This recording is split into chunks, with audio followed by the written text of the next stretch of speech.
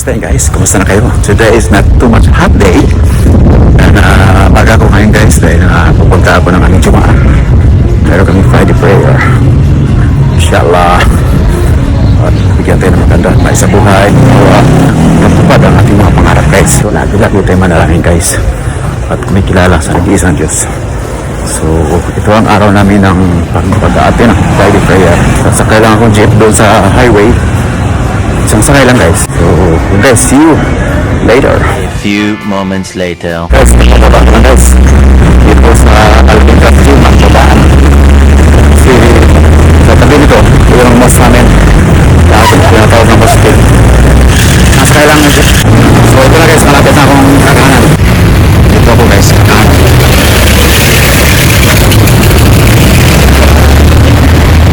Assalamualaikum. A few moments later. Guys, kalabas na paling sa aming mosque. At ngayon ay naghanap ako ng okay. Makailan guys. Kaya ako ng gulay naman ang kakainin ko ngayon. Maghanap ako dito. Marami itong niluto ng gulay. Maghanap itong Friday. So, samahan niyo ko guys at kakain tayo ng gulay. One rice at gulay. Isang kanin at saka may gata na langka. Gulay at saka one rice.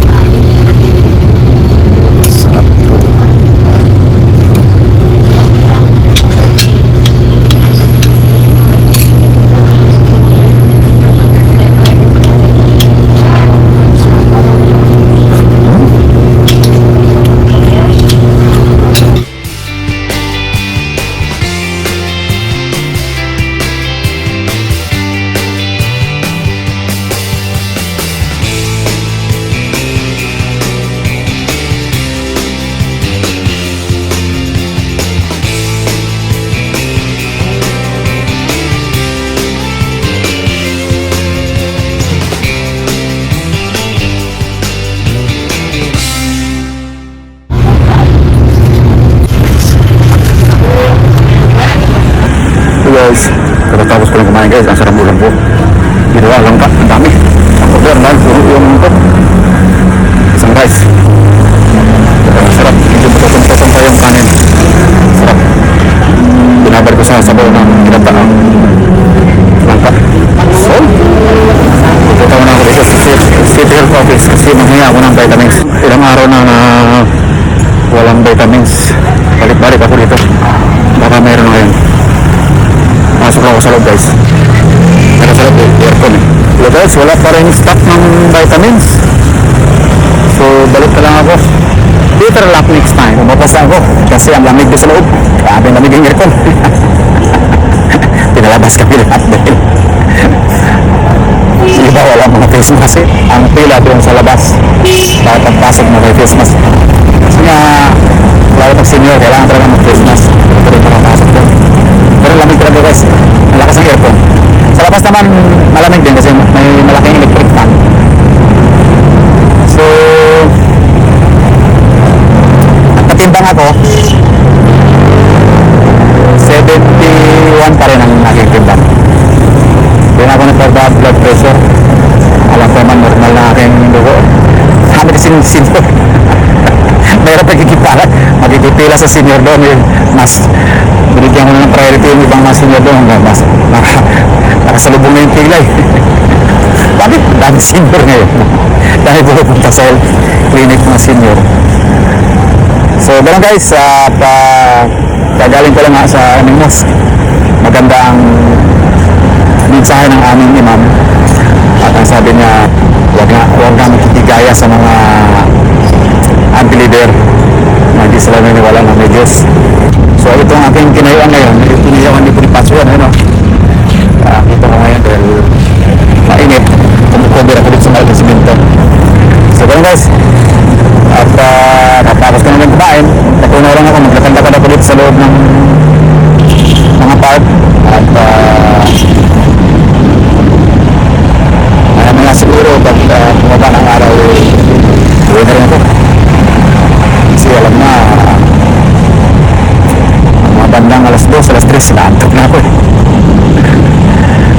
akong vitamins doon kasi bumili akong vitamins nung punta ko rito na walang available. Bumili akong vitamins. Eh, gusto ko lang yung libre, siyempre libre na nga, diba? So, punta kami na akong park, guys, at doon tayo magmuni-muni. Dito lang tayo rin, guys. Sasagutin ko rin yung mga mga comments ka na. Mga comments na kayo. So, see you there. Siyempre, dadaan tayo ng mga maraming tao. Christmas tayo. Yan si Bonifacio. Monumento ni Andres Bonifacio. Doon ako tumago dahil dito na itit konti. Guys, magandang hapon sa inyong lahat. Kumusta na kayo, guys? Nandito ako ngayon sa park. Makulimlim. Madilim ang kalangitan. Delikado ito baka umulan. At siyempre, pag ulan, edi nababasa tayo. Wala tayong sombrero eh. So today is Friday. It is a very nice day. Not too much hot. Hindi nakikita yung araw na takpan ng mga ulap at saka ng mga kahoy. Yan. Kasi nga, nandito nga ako sa park. Ang lalaki ng mga kahoy dito. Kaya pakita ko sa inyo. Yan ang mga kahoy dito. Yan. So maganda dito mag-standby, guys, kasi kahit mainit, natatakpan yung araw. May ilan din dito na namamasyal. Yan, papahinga. Break time siguro. So dito lang muna tayo, guys. Upo lang muna tayo dito, guys. Kasi nga wala tayong lakad ngayon. Wala tayong apply. Pahinga muna tayo, guys. Saka na yung mag-apply na trabaho na yan. Dahil busy tayo sa kaka-vlog, busy tayo sa kaka-edit, busy tayo kakahanap ng mga content. Comment as many as you can. Magandang comment, ha. Huwag lang ganyan mag-comment ang hindi maganda dahil nadi-delete ng YouTube. Minsan di ko nababasa yung comment yun, delete ng YouTube niya. Na-filter nila eh. Delete na agad eh.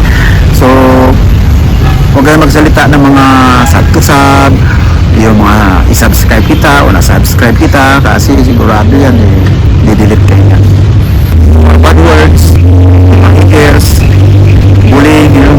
Pero nga pala akong dalawang vlogs, tagal na nun na ano ko dun, copyright. Wala naman background music yun, na copyright doon na sa thumbnail at saka sa title. Kasi may nagtanong sa akin, isang LGBTQ A+, nagtanong sa akin ano daw ang gagawin pag binubuli. Nag-comment, dalawang video pa yun. Tajuan to, dalawang sunod, copyright agad. So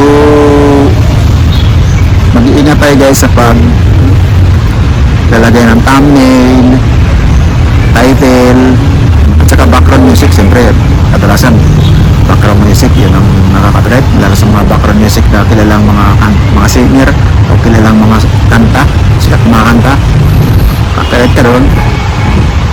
Basta doon maraming nagpit kasi ang YouTube community. Pag may napansin sila doon, hindi ka na ma-monetize. So ganun, guys, ingat kayo. Kasi ako hanggang ngayon nag-verify pa ako ng mga lumang vlogs ko kasi minsan ngayon lang nila na detect na mayroon pala akong mga copyrights. Hindi ko alam yung mga reels ko kung may copyrights. Kung napapansin na sa reels ko, wala na akong background music nilagay. Kasi halos lahat ng aking reels may copyright. Tamad mag-reels pag may background music. Buti pa, wala nang background music. Maganda pa nga, wala nang thumbnail eh. Wala na rin intro, wala na rin background music. Tama yung VMAX, wala namang intro sila, wala namang outro. Kasi mag-intro ka, gagawa ka ng music, tapos at ginawang music, yung copyright pala. Malang dami naman nanonood, kahit wala silang intro, walang outro. Simple lang, kuha lang talaga ng camera, upload agad. 3 minutes nga lang eh. So depende lang yan, guys, sa talagang nagwa-vlog. Kasi mga content yan, mga binuang na akban ba? Sa Bisaya pa. Yun ang mga maraming views.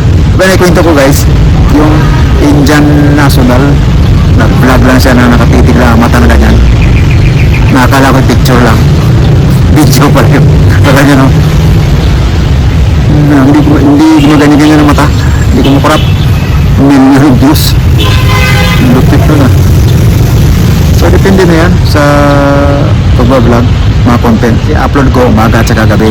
So araw-araw ako nag-vlog, maliban pa rin sa dalawang channel ko na bago kong gawa. So busy na ako ngayon guys, kinakareer ko na itong pag-vlog. Mag-vlog na rin kayo guys para marami tayong vloggers. May isa nga palang vloggers na galit, bakit daw? Bakit daw? Marami na nagpa-vlog.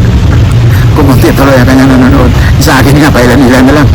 Kaya nga, ginawa ko nga dalawang vlog na sa isang araw eh. Kasi nga, pag nakalimandaan ako sa vlog ko sa umaga at saka limandaan sa hapon, ay sigurado na may $1 na ako a day. 100 sa umaga, 500 sa gabi na views. So, di, mayroon akong $1. Sayang din yun. Ulit no? Wala naman din, $30 na. Di makabuhay ng pamilya.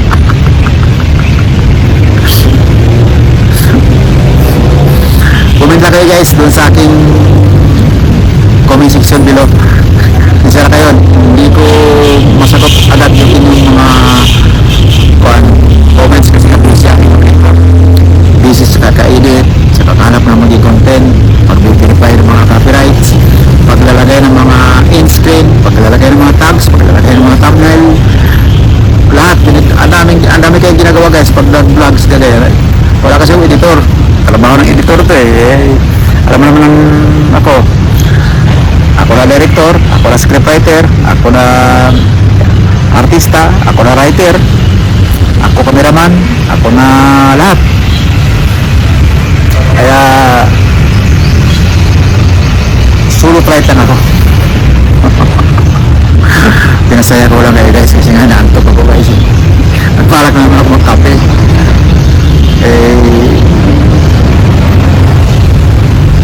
So masarap ng kape pa ganito yun. Ito na mong lang ito. Magkape ako doon sa Bikiri. Sa Bikiri dito sa bandang unahan eh. So, mamaya pa yun, kaya ko lang eh. Sarap doon mag-merenda eh. Maraming upuan. Puso dito ang Bikiri guys. Na may upuan at least madalawang lamisa, maganyan. Pero doon sa downtown, ang haba ng upuan, lamisa. Yung mabilog-bilog ng upuan, sa haba ng lamisa. Talagang ginawa ng parang restaurant o refreshment talaga. Ang daming malamisa. Puso dito yan sa Davao City. Sa Maynila, walang parakita ng Bikiri na may mga upuan sa labas. Kasi nga maraming standby. Dito walang nag-standby dito guys. Siyempre yung mga kakain, matagal-tagal konti. Yung katulad sa Manila, tatambayan. Wala dito. Pero dito, masarap dito magkape guys sa Bikiri. Yung mga nagtanong pala guys, kung anong mga requirements po, like ka ng call center. Ang requirements lang guys, yung ano lang, normal na requirements man. Pagkatanggap ka, bigyan ka na listahan doon eh. Tapos yung number 1 doon, kailangan physically fit ka. Kung mag-apply na hindi ka physically fit, kasi pag hindi ka, bagsak ka.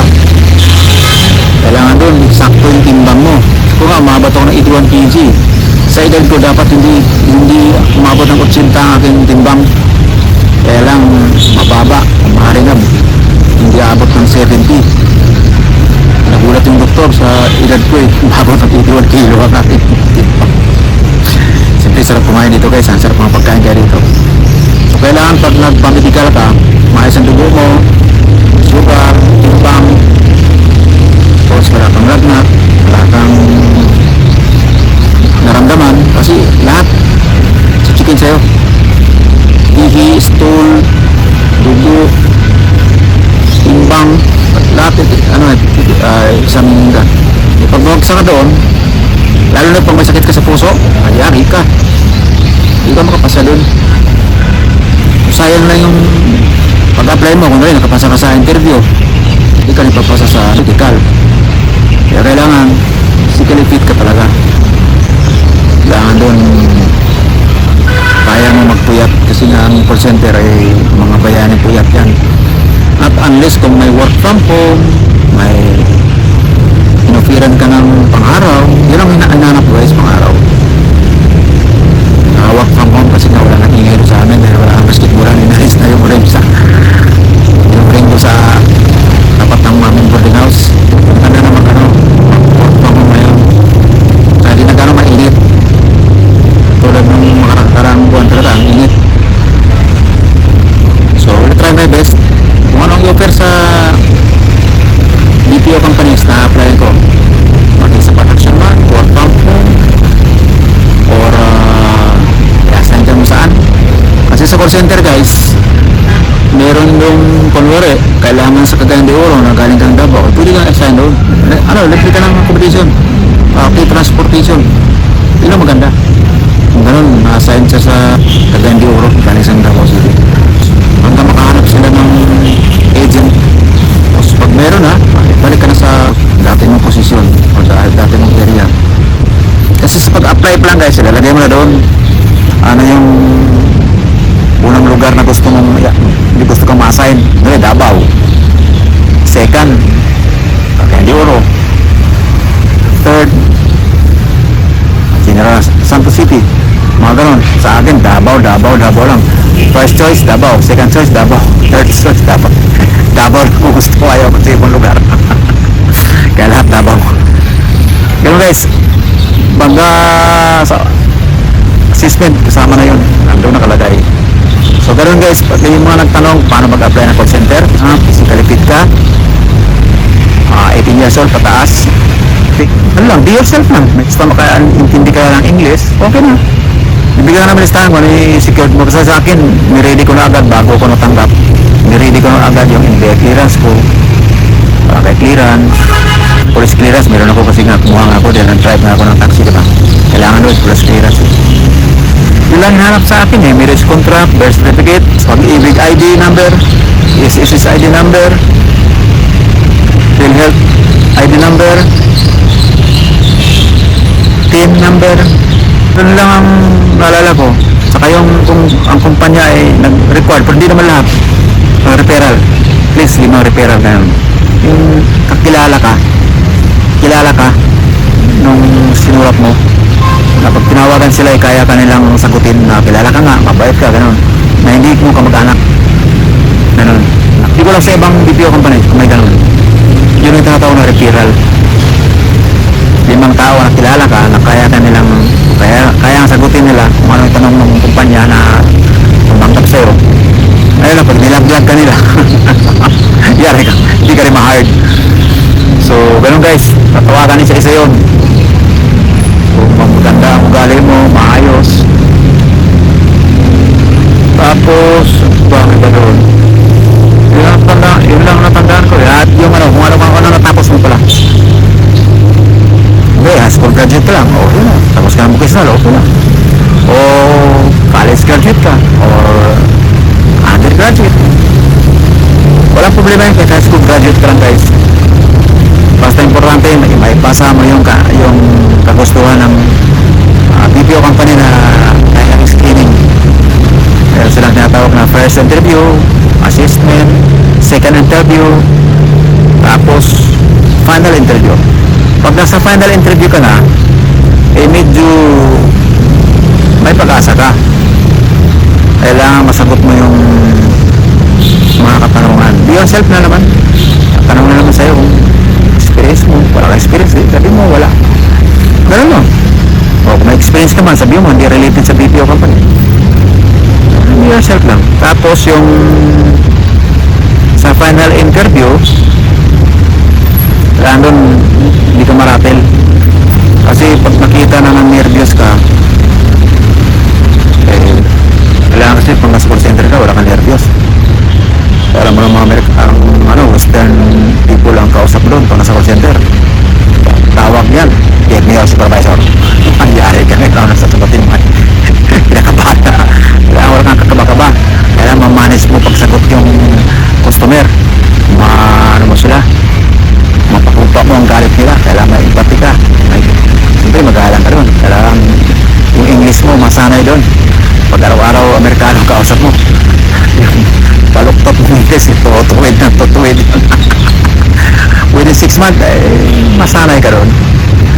So ganun guys, at yun lang may share ko sa inyo guys. At saka yung mga pamangkin ko sa Leyte na gusto mag-apply sa call center, hindi ko na bagitin yung mga pangalan. Mag-apply ka sa Cebu City dahil doon napakaraming call center doon, napakaraming video company, saka mas malapit dyan sa atin. At try nyo rin sa Tacloban kung mayroon na ngayon, kasi ano ng Tacloban sinasabi na kung nandun pa ako sa Tacloban, wala ako nakita ang video company. Kasi kung mayroon doon na sana ako mag-apply, kasi meron akong bahay na re-rentahan sana doon. Mura lang din, mas mura pa nga kaysa dito kaso wala. So ganun guys, call center lang talaga ang pwede mong ma-applyan kung hindi align sa iyong kurso ang o yung kurso na yung tinake na yun, hindi ka makita ng trabaho, ay punta ka ng call center. Tiyak baka matanggap ka sa dami ng call center dito sa Pilipinas. Sa mga pamangkin ko sa Leyte, gusto niyo mag-apply doon sa Cebu. Then meron din yung mga pamangkin doon na nasa call center, mag-asawa pa nga sila. Anak kong pinsan ko doon sa Cebu, yung pinuntahan ko. Shout out ko pala si MM at saka si yung asawa niya. Sana maayos ang inyong kalagayan dyan. Sina ang papa nyo at mama nyo sa mga kapatid nyo. Naging puyat yung mga pamangkin ko na yun. Nandun ako sa Cebu dahil nga panggabi sila lagi mag-asawa. So doon maganda kayo sa Cebu kasi nga malapit. Saka baka Cebu City yun, diba? Malayo kasi ang Davao sa Leyte. Kung ano bang mangyari sa may emergency, madali ka makawi. So yun, apply kayo online, gusto nyo. Tapos pag pinareport kayo doon sa Cebu, punta kayo. Ako meron ako in-applyan na pinapareport ako doon. Pero plano nga sana ako. Siniisip ko, mamaya hindi ako pumasay. Hindi yaring pumasay ko. Di ba? So ganun lang. Okay lang sana kung nandun ako sa Cebu. Okay lang. Ingat lang guys sa mga scammer. Dami scammer na yun guys. Mahalot sila sa mga hiring ng call center sa FB. Doon lang guys, sa Manila marami. Talagang marami sa Manila, mamimili ka doon. Yung iba naman kasi, nililiit ang call center guys. Huwag nyo liitin ang call center, baka akala nyo, dami kaya mga professional dito sa call center guys. Na dito na talaga sila gusto nyo magtrabaho, sila magdaan ng trabaho dito guys.